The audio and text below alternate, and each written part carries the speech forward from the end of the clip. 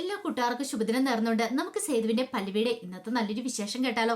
അങ്ങനെ ഇന്നത്തെ വിശേഷത്തില് രാജലക്ഷ്മിയുടെ ഓരോ വെറുപ്പിക്കുന്ന സംസാരം എല്ലാം കേട്ടുകഴിഞ്ഞപ്പത്തിന് പല്ലവിക്ക് ഒട്ടും സഹിച്ചില്ല.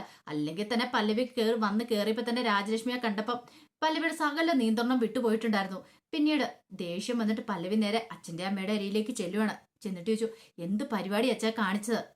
അവരിവിടെ കയറ്റി താമസിപ്പിക്കേണ്ട വല്ല കാര്യം ഉണ്ടായിരുന്നു എന്ന് ചോദിക്കുകയാണ്. അത് കേട്ടപ്പം മാഷ് പറഞ്ഞു, മോളെ ആരും കയറ്റി താമസിപ്പിച്ചല്ലോ, അവരിങ്ങോട്ടേക്ക് വന്നതല്ലേ. ദേ നിനക്കറിയാലോ, ഇന്ദ്രന്റെ മാത്രം അമ്മയല്ല, വിശ്വത്തിന്റെ കൂടെ അമ്മയാണ് അവര്. അപ്പൊ ഒരു കാര്യം ഓർത്ത് നോക്കിയേ, പാറുമല്ലേ അവരിപ്പം നോക്കണ്ടേ, അവർക്കൊരു വയ്യായിക വന്നു കഴിയുമ്പോൾ അപ്പൊ പിന്നെ അവരെ ഇവിടെ നിന്ന് ഇറക്കി വിടാൻ പറ്റുന്ന കാര്യമാണെന്ന് നിൽക്കും. എന്തൊക്കെയാന്ന് പറഞ്ഞാലും അവരെന്തോ ഗൂഢലക്ഷ്യമായിട്ടാണ് വന്നിരിക്കുന്നത്. അതെന്താ അച്ഛനും അമ്മയ്ക്കും മനസ്സിലാവത്തെന്ന് നിൽക്കും. ഇപ്പൊ എത്ര ലക്ഷ്യം കൊണ്ട് വന്ന് പറഞ്ഞാലും നമുക്ക് അവരെ ഇറക്കി വിടാൻ പറ്റില്ല. ആ സാഹചര്യം അതാന്ന് പറയണം. ഞാൻ പറയാനുള്ള പറഞ്ഞു. ഇനിയിപ്പോ വരാനുള്ള എന്താന്ന് വെച്ചാൽ എല്ലാരും കൂടിയും കൂടെ അനുഭവിക്കാന്ന് പറഞ്ഞിട്ട് തിരിയുമ്പോഴത്തേനുമാണ് പാറുവും വിശ്വവും കൂടെ അവിടെ നിൽക്കുന്നതേ.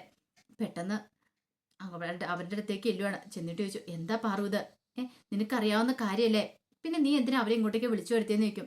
അത് പിന്നെ ചേച്ചിക്ക് അറിയാലോ, വയ്യാതിരിക്കുന്ന അവസ്ഥ അമ്മ ഈ സമയത്ത് നോക്കാനായിട്ട് പറ്റിയില്ലെങ്കിൽ പിന്നെ ഞങ്ങൾക്ക് എന്ത് ചെയ്യണമെന്ന് പോലും അറിയില്ല എന്ന് പറയണ. ഇത് കേട്ടപ്പോൾ വിശ്വം പറഞ്ഞു, അല്ല ചേച്ചിക്ക് ബുദ്ധിമുട്ടാണ് ഒരു കാര്യം ചെയ്യാം, ഞങ്ങൾ ഇവിടുന്ന് മാറി താമസിക്കാന്ന് പറയാം. എങ്ങോട്ട് മാറി താമസിക്കുന്ന? തൽക്കാലത്തേക്ക് ഒരിടത്തേക്കും പോവണ്ട എന്ന് പറഞ്ഞ് പല്ലവിയാണെങ്കിൽ വല്ലാത്തൊരവസ്ഥയെ പുറത്തേക്ക് ഇങ്ങോട്ട് വന്ന് നിൽക്കുകയാണ്. രാജലക്ഷ്മിക്ക് ഭയങ്കര സന്തോഷമായി. കാരണം പാറു ഇവിടെയുള്ളത് തൻ്റെ ഏറ്റവും വലിയ പിടിച്ചിരിപ്പാന്നുള്ള കാര്യം മനസ്സിലായി. പിന്നീട് രാജലക്ഷ്മി പുറത്തേക്ക് ഇറങ്ങി വരുവാണ്. വന്നിട്ട് പല്ലവിയെ വിളിക്കണം. പല്ലവി ഒരു നിമിഷം ഞെട്ടിപ്പോയി. എന്താ കാര്യം എന്ന് ചോദിക്കണം. അതെ മോൾ എന്നോട് ക്ഷമിക്കണം എന്ന് പറയാം. എന്തിന്? എനിക്ക് തീരെ വയ്യാത്തോണ്ടാണ് ഞാൻ ഇങ്ങോട്ടേക്ക് വന്നേ. മോൾക്കറിയാലോ, ഇപ്പം പാറു എന്നെ നോക്കണ്ടേ. ശരിക്കും പറഞ്ഞാല് മോളും എന്നെ നോക്കണ്ടാണ്. കാരണം ഇപ്പോഴും നിയമപരമായിട്ട് ഇന്ദ്രന്റെ ഭാര്യയല്ലേ നീന്ന് ചോദിക്കാം. ദേ അത് മാത്രം നിങ്ങൾ പറയല്ലെന്ന് പറയണം. മോളെ അങ്ങനെ പറയരുത്. ഒന്നും അല്ലേലും നിങ്ങൾ ഭാര്യ ഭർത്താക്കന്മാരായിട്ട് ജീവിക്കേണ്ടവരല്ലേ. ഇന്നല്ലെങ്കിൽ നാളെ നടക്കില്ലെന്ന് ചോദിക്കാം. നടക്കാനാ? ഞങ്ങൾ ഡിവോഴ്സിന്റെ വക്കിലെത്തി നിൽക്കുമെന്ന് പറയാം. അതിന് ഡിവോഴ്സ് കിട്ടത്തില്ലോ മോളെന്ന് പറയാം. ആര് പറഞ്ഞ് കിട്ടില്ലാന്ന്?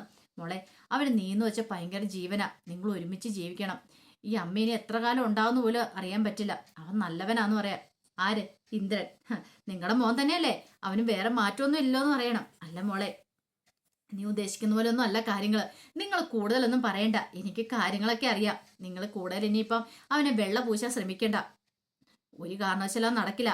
അവനോടൊപ്പം ഒരു ജീവിതം എനിക്ക് ഉണ്ടാവില്ലെന്ന് പറയാം. ഓഹോ, നീ അങ്ങനെ തീരുമാനിച്ചിട്ടുണ്ടെങ്കിൽ നിനക്ക് നിന്റെ ആ മറ്റവനോടൊപ്പമുള്ള ജീവിതം ഒരിക്കലും ഉണ്ടാകത്തില്ലെന്ന് പറയണം. സേതുവിനോടൊപ്പമുള്ള ജീവിതം ആണോ? അത് ഞാൻ തീരുമാനിച്ചോളാം എന്ത് ചെയ്യണമെന്ന്. ഞാൻ ആരുടെ കൂടെ ജീവിക്കണം എന്ന് ഞാൻ തീരുമാനിക്കും. ആരുടെ കൂടെ ജീവിച്ചാലും നിങ്ങളുടെ മോനോടൊപ്പം എനിക്കൊരു ജീവിതം ഉണ്ടാവില്ല എന്ന് വെല്ലുവിളിച്ചിട്ട് പല്ലവി ദേഷ്യത്തോടു കൂടി അങ്ങോട്ടേക്ക് പോവാണ്. രാജലക്ഷ്മി ഇങ്ങനെ ചിന്തിച്ചിരിക്കുവാണ്. ആ സമയം അച്ചു നേരെ മുറിയിലേക്ക് വരുവാണ്. അപ്പോഴേക്കും ശ്രീഹരി അങ്ങോട്ടേക്ക് വന്നു. ശ്രീഹരി മടുത്താ വന്നേ. ശ്രീഹരി മടുത്ത അവിടെ വന്നിരിക്കുമ്പോഴത്തേനും അച്ചു പറഞ്ഞു, അതെ നമുക്കൊന്ന് പുറത്തു പോകണമെന്ന് പറയാം. അതെ അല്ലെങ്കിൽ തന്നെ ഞാനിവിടെ മടുത്താ വന്നിരിക്കുന്നു പറയാണ്. എന്താ ശ്രീഹരി ഇത്? അതെ ഒന്നാമത്തെ കാര്യം ട്രാഫിക് ബ്ലോക്കാ. പിന്നെ അതിൻ്റെ ഇടയ്ക്ക് ഇനിയിപ്പോൾ പുറത്തു പോകാന്ന് പറഞ്ഞാൽ അത് വെളുപ്പിന് ഒരു വിശേഷമാണെന്ന് പറയും. എന്ത് വിശേഷം? നാളെ ഋതുവിന്റെ ബർത്ത്ഡേയാ. അപ്പൊ അവൾക്ക് എന്തെങ്കിലും ഗിഫ്റ്റ് കൊടുക്കണ്ടേന്ന് ചോദിക്കും. അതിനിപ്പൊ പോണം. അല്ല സാധാരണഗതി 12 മണി കഴിഞ്ഞതിന് ശേഷം ഞങ്ങൾ എല്ലാവരും കൂടെ ഋതുവിന് ഗിഫ്റ്റ് ഒക്കെ കൊടുത്ത് നേരത്തെ തൊട്ട് അങ്ങനെയാ വിളിച്ചെഴുന്നേപ്പിച്ച് ആഘോഷിക്കാറൊക്കെ ഉണ്ടെന്ന് പറയണം. അതെ നമുക്ക് പോയി ഗിഫ്റ്റ് മേടിക്കാന്ന് പറയാം. അവസാനം ശ്രീഹരി പറഞ്ഞു, ശരി ആയിക്കോട്ടെ, ഒരു കാര്യം ചെയ്യാം, ഞാൻ ടാക്സി വിളിക്കാന്ന് പറയാണ്. എന്തേലും ആട്ടെ വാ. അല്ല നമ്മുടെ ഓട്ടോറിക്ഷ അവിടെ കിടപ്പില്ലേന്ന് അച്ചു ചോദിക്കണം. ഓട്ടോറിക്ഷ അവിടെ കിടക്കട്ടെ, എന്നെ കൊണ്ട് വയ്യ ഓടിക്കാനുണ്ട്. ഓ ഇത്ര ബുദ്ധിമുട്ടാണോ ഓട്ടോറിക്ഷ ഓടിക്കാനായിട്ട്? അതെ അന്ന് നിനക്ക് പറഞ്ഞാൽ മനസ്സിലാവില്ല അച്ചു എന്നൊക്കെ പറയണം. ആ ബ്ലോക്കിനകത്തൂടെ ഓട്ടോറിക്ഷ ഓടിക്കാന്ന് പറഞ്ഞാൽ അത് ബുദ്ധിമുട്ടുള്ള കാര്യമെന്ന് പറയണം. അങ്ങനെ അവർ പുറത്തേക്ക് ഇറങ്ങി വരുവാണ്. പുറത്തേക്ക് ഇറങ്ങി വരുന്ന സമയത്ത് അച്ചു ഇങ്ങനെ നോക്കി, നമ്മുടെ ഓട്ടോറിക്ഷ അല്ലേ കിടക്കണേന്ന് ചോദിക്കും. അതെ അന്ന് ഇങ്ങോട്ട് വാന്ന് പറയണം. അപ്പൊ നീയല്ലേ പറഞ്ഞ ഓട്ടോറിക്ഷ എന്നോട് ഓടിക്കണ്ടെന്ന് പറഞ്ഞേ. അതെ ഓട്ടോറിക്ഷ ഓടിക്കണ്ട, ശ്രീഹരി ഓടിക്കണ്ട, ശ്രീഹരി കയറി ഇരുന്നോളം പറയാണ്. ഞാൻ കയറി ഇരിക്കാനോ? കയറി ഇരുന്നോ. പിന്നീട് അച്ചു അങ്ങോട്ട് ഓട്ടോറിക്ഷ കയറി ശ്രീഹരിയുടെ കയ്യിൽ നിന്ന് കീ അങ്ങോട്ട് മേടിച്ച് സ്റ്റാർട്ട് ചെയ്യണം. അയ്യോ എന്റെ ഭഗവാനെ, ഓട്ടോറിക്ഷ സ്റ്റാർട്ടായെന്ന് പറയണം. സ്റ്റാർട്ടാവട്ടെ, അതിനെന്തോ കുഴപ്പമിരിക്കുന്നേ. ദൈവമേ പണി പാളിയും തോന്നേ. അതിന് നിനക്ക് ഓട്ടോറിക്ഷ ഓടിക്കാൻ അറിയില്ലല്ലോ. ആര് പറഞ്ഞു? എനിക്ക് ലൈസൻസ് ഒക്കെ ഉണ്ടെന്ന് പറയണം. ലൈസൻസോ? അതെന്തെടുത്തു? അതൊക്കെ എടുത്തു. ഒരു നിമിഷം ശ്രീഹരി ഞെട്ടിപ്പോയി. ഞാനിതൊന്നും അറിഞ്ഞില്ലോ. അതൊക്കെ എൻ്റെ ഇടയ്ക്ക് നടന്നു. ശ്രീഹരി അല്ലേ പറഞ്ഞേ ഓട്ടോറിക്ഷ ഓടിക്കാൻ ഒരാളെയും കൂടെ വേണമെന്ന് പറഞ്ഞേ. ശ്രീഹരിയെ കൂടെ തന്നെ ഓടിയെത്താൻ പറ്റുന്നില്ലെന്ന്. അപ്പം ഞാൻ ഈ കാര്യം തീരുമാനിച്ച എന്നെ സഹായിച്ച പല്ലവിയേച്ച പല്ലവി വെച്ച് എന്നെ ഓട്ടോറിക്ഷ ഓടിക്കാൻ പഠിപ്പിക്കാനായിട്ട് കൊണ്ടേ വിട്ടത്. എനിക്ക് ലൈസൻസും കിട്ടിയെന്ന് പറയാം. ശ്രീഹരി കയറ്, എന്റെ ഭഗവാനെ കാത്തോണം എന്നൊക്കെ പറഞ്ഞ് ശ്രീഹരി കയറുവാണ്. അങ്ങനെ അച്ചു പതുക്കെ ഓട്ടോറിക്ഷ ഓടിച്ച് അങ്ങോട്ട് പോവാണ്. ശ്രീഹരി പുറയിലിരിക്കും. അച്ചു ഭയങ്കര ഹാപ്പി ആയിരുന്നു ആള്. കാരണം അച്ചുവിന്റെ ജീവിതത്തിൽ ഏറ്റവും നല്ല സുന്ദരമായ നിമിഷങ്ങളൊക്കെ ആയിരുന്നു കടന്നു പോയിക്കൊണ്ടിരിക്കണേ. ആ സമയം ഇന്ദ്രൻ എന്ത് ചെയ്യണം, പതുക്കെ മതിലയാടി പൊന്നുമടത്തിലേക്ക് വരുവാണ്. അങ്ങനെ പൊന്നുമടത്തിലേക്ക് വന്നതിന് ശേഷം പുറത്തുനിന്ന് കതവ് കുറ്റിയിട്ടിരിക്കുക. അവൻ എന്ത് ചെയ്യും, ഒരു കമ്പിയൊക്കെ വെച്ച് പതുക്കെ കതവ് തുറക്കുവാണ്. അവൻ ആ വിദ്യകളും കാര്യങ്ങളൊക്കെ അറിയായിരുന്നു. അങ്ങനെ തുറന്ന് അകത്തേക്ക് കയറി. കയ്യിലൊരു ബാഗും പായും ഉണ്ടായിരുന്നു. അങ്ങനെ ബാഗും പായും ഒക്കെ അവിടെ വെച്ച് ആ സെറ്റിയിലേക്ക് നീണ്ടു നിവർന്നൊന്ന് ഇരുന്നു. ഒന്ന് ചുറ്റുപാട് നോക്കുക. എല്ലാവരും കിടന്നെന്ന് തോന്നുന്നു, രക്ഷപ്പെട്ട് കാര്യങ്ങളൊക്കെ എന്ന് പറഞ്ഞിട്ട് ആ സെറ്റിയിൽ ഇങ്ങനെ നീണ്ടു നിവർന്ന് കിടക്കുവാണ്. ആ സമയത്ത് പല്ലവി എന്ത് ചെയ്യുക, സേതുവിനെ വിളിക്കുകയാണ്. അപ്പൊ സേതു കുളി കഴിഞ്ഞ് വന്നിട്ടേ ഉണ്ടായിരുന്നുള്ളൂ. അങ്ങനെ പല്ലവി ചോദിച്ചു, അല്ല സേതുവേണ്ണ എന്തെടുക്കുമെന്ന് ചോദിക്കാം. എന്തെടുക്കാനാ, ഞാനേ കുളിക്കാൻ പോയതായിരുന്നു, കുളി കഴിഞ്ഞ് വന്നോളെന്ന് പറയാം. അല്ല പല്ലവി എന്താ ഈ സമയത്ത് വിളിച്ചേ? അത് പിന്നെ ഒരു കാര്യം ഉണ്ടെന്ന് പറയാം. നാളത്തെ ദിവസത്തിന്റെ പ്രത്യേകത എന്താണെന്ന് അറിയാമെന്ന് ചോദിക്കും. നാളെ എന്താ പ്രത്യേകത? റിപ്പബ്ലിക് ദിനമാണെന്ന് ചോദിക്കും. ഒന്ന് പൊക്കോ, അത് ജനുവരിയിലല്ലേന്ന് ചോദിക്കാം. പിന്നെന്താ? ഓ, നാളെ എന്നെ കെട്ടിപ്പിടിച്ച് ഉമ്മാരാന്ന് പറഞ്ഞ ദിവസമാണല്ലോ അല്ലേന്ന് പറയാം. ശരി, ഭക്ഷണത്തരം പറയാതെ മിണ്ടായിരിക്കുക സേതുവേട്ടാന്ന് പറയാം. പിന്നെന്താ കുഴപ്പം? നാളെ ഋതുവിന്റെ ബർത്ത്ഡേ ആന്ന് പറയണേ. ആഹാ, അത് കൊള്ളാലോ, നമുക്ക് ആഘോഷിക്കണ്ടേന്ന് ചോദിക്കണം. പിന്നല്ലേ, അതെ, ഋതു ഒറ്റപ്പെട്ടെന്നൊരു തോന്നൽ അവളുടെ മനസ്സിലുണ്ടാകാൻ പാടില്ല. നമുക്ക് അടിപൊളിയായിട്ട് തന്നെ ആഘോഷിക്കണം. എല്ലാരും കൂടെ കൂടി ചേർന്നിട്ട് ഋതു, സ്വാതി, അച്ചു എല്ലാരും കൂടെ കൂടി ചേർന്ന് അടിപൊളി ഒരു ബർത്ത്ഡേ ആയിരിക്കണം എന്ന് പറയണം.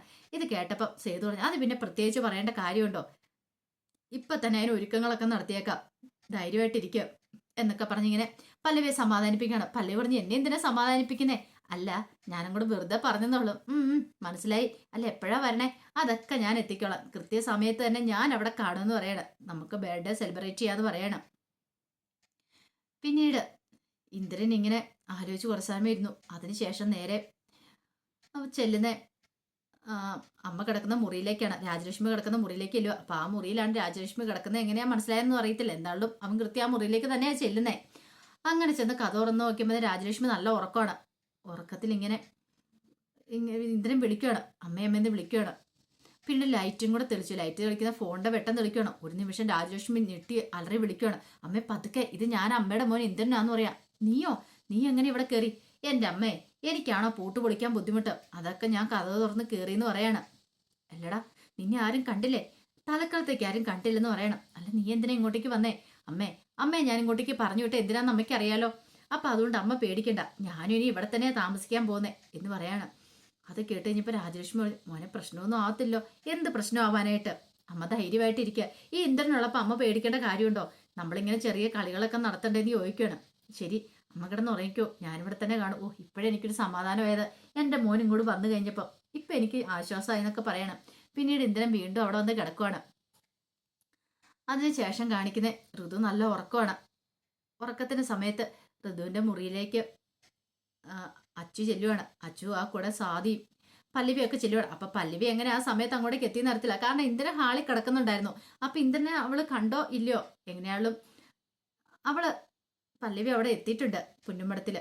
അപ്പോഴേക്കും ബാക്കി എല്ലാരും കൂടെ ചെന്നു മുറിയിൽ ചെന്ന് ഋതുവിനെ വിളിച്ചുണർത്തുവാണ്. ഋതു കണ്ണു തുറന്നു നോക്കി, എന്താ വിളിക്കുന്നത്? ഞാൻ നല്ല ഉറക്കമായിരുന്നു പറയണ. ഒന്ന് എഴുന്നേറ്റ് വരാൻ പറയണേ. എന്തിന്? ഇങ്ങോട്ട് എഴുന്നേറ്റ് വാ, ഒരു കാര്യം ഉണ്ടെന്ന് പറയണ.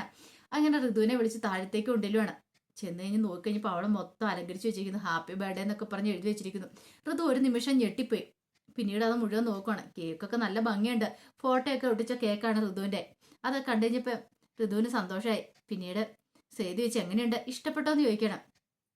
ഋതു പറഞ്ഞു, ഇഷ്ടപ്പെട്ടു. മുമ്പ് ഞാൻ ഏറ്റവും കൂടുതൽ സന്തോഷിച്ചിരുന്ന ദിവസം ഏതെന്നറിയാവോ? എൻ്റെ ബർത്ത്ഡേയുടെ ദിവസമായിരുന്നു. രാത്രിയിൽ 12 മണിക്ക് ശേഷം ഇങ്ങനെ ആഘോഷിക്കുമായിരുന്നു. പക്ഷെ ഇപ്പൊ ഞാൻ ഏറ്റവും കൂടുതൽ വെറുക്കുന്ന ദിവസം ഇന്നത്തെ ദിവസമാണെന്ന് പറയണം. ഇത് കേട്ടതും എല്ലാവരും ഒരു ഞെട്ടലോട് കൂടി ഋതുവിനെ ഇങ്ങനെ നോക്കുകയാണ്. അപ്പൊ അതിന്റെ വിശേഷങ്ങളൊക്കെയാണ് നമ്മളിന്ന് കാണുന്നത്. ഇതിന്റെ ബാക്കി വിശേഷങ്ങളുമായിട്ട് വൈകുന്നേരത്തെ പ്രൊമോയി വരാട്ടോ. ഒരിക്കൽ കൂടി എല്ലാവർക്കും ശുഭദിനം നേർന്നുകൊണ്ട് നിർത്തുന്നു. നന്ദി.